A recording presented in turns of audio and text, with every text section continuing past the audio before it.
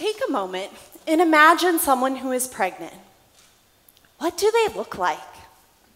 Do they have people around them who support them? Do they want to be pregnant?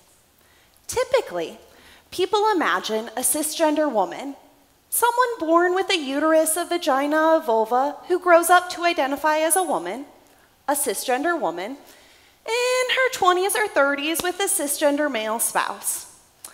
Maybe you thought of a baby shower or a gender reveal party. Typically, we don't imagine anything outside of this very narrow experience of pregnancy. We all reinforce this cultural norm on a daily basis in small and large ways. I want to tell you tonight a few stories that don't quite fit this norm. So I have a friend who identifies as bisexual who was denied her preferred birth control method by her insurance company, even in the era of the Affordable Care Act. And she didn't have money to pay for that method out of pocket. So she started using the rhythm method. And even though it's 88% effective, she found herself pregnant. She knew she wasn't in a place emotionally, financially, or physically to have a child. But she worried that someday she might be in a long-term relationship with a woman and be desperately sad that she hadn't had a child at this time when she could. Before I get to my next story, let's make sure we're all on the same page. For many gender variant and transgender folks, they prefer gender-neutral pronouns like they, them, theirs, rather than she, her, hers, or he, him, his. Okay, you're all with me. So I had a student, one of my former students, was in the middle of transitioning from female to male, or simply identifying as male. And they were at the beginning of their journey taking hormones to aid in that transition, but were already able to pass or appear to a random stranger as male. And one day they realized they were pregnant.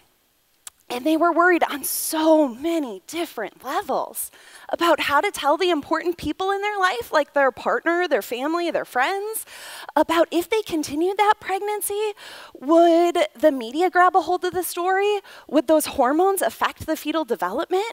And whether or not they even had every reproductive health care choice available to them, like prenatal care, labor, delivery, or even abortion, when they were able to pass as male. One more story. I have a friend who is genderqueer and pansexual who was in an abusive and controlling marriage for many years. They had a 3-year-old child and had tried to leave unsuccessfully several times. One day they found out they were pregnant, and they knew if they continued that pregnancy, it would make leaving that relationship even harder. They managed to escape the relationship and obtain an abortion in the same month. They have no regrets about their abortion. Each of these true stories illustrate the reality that pregnancy is not limited to cisgender, straight women. Reality does not fit the expected norm. 7% of women identify as lesbian, bisexual, asexual, or another non-straight identity, with the largest proportion identifying as bisexual.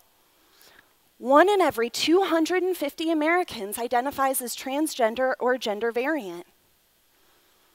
1 in 4 women will obtain an abortion by the time they are 45. And nearly 1 in 2 pregnancies are unintended or mistimed. 1 in 2 pregnancies are unintended. It's a lot of statistics, I know. But my point here is that those 3 stories I told you are not unique. They are not anomalies. There are countless other stories. We as a society simply haven't heard them yet. Whenever I talk about pregnancy with my students, they get real frustrated with me because I say a person with a uterus who is pregnant.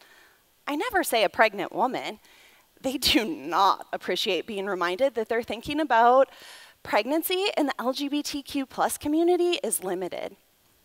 We all reinforce and make assumptions about pregnancy constantly. We assume that people who are pregnant can afford pregnancy and infant care, but 1 in 3 Hoosier families cannot afford enough diapers for their infant. 1 in 3 cannot afford enough diapers. Whenever I have a friend or a family member tell me they are pregnant, I say to them, "How do you feel about that?" before I congratulate them. Because sometimes pregnancy comes after one or multiple painful miscarriages. Sometimes it comes with physical health, financial health, or relational health complications. There are so many ways for a pregnancy to not be a happy event, regardless of your sexual orientation or gender identity.